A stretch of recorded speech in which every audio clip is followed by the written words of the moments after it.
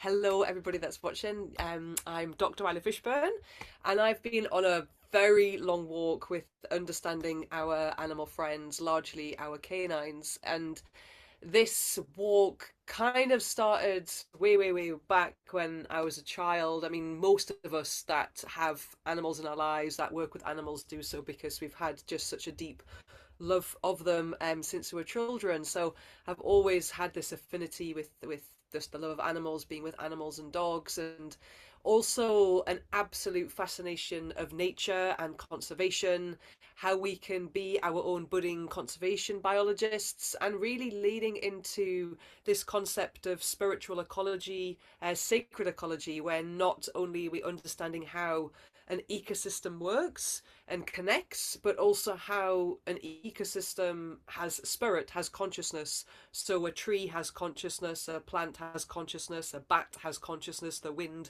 the waters, etc., etc. So this concept of not just ecology and ecological systems from a biological perspective, but also this spiritual ecology.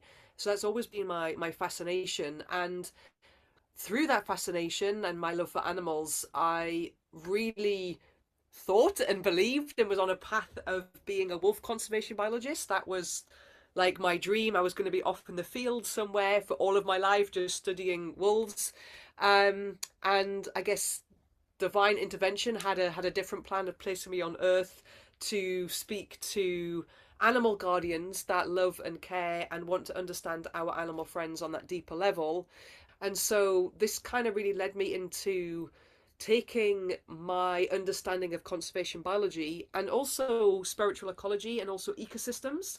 Because for me, everything is an ecosystem. Like me as Isla, I am an ecosystem as an individual, and then I'm connected to a wider ecosystem of my animal friend, a wider ecosystem of my family, a wider ecosystem of my habitat, a wider ecosystem of like the cosmos. So we are all part of this one ecosystem, but then as an individual, how I am affected by certain circumstances, certain temperatures, certain foods, certain likes or dislikes is specific to me based on who I am as an individual.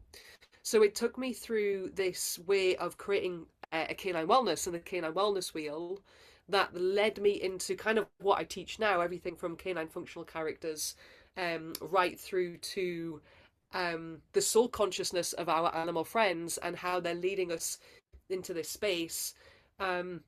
So yeah, that's kind of where I'm at now and what I'm exploring.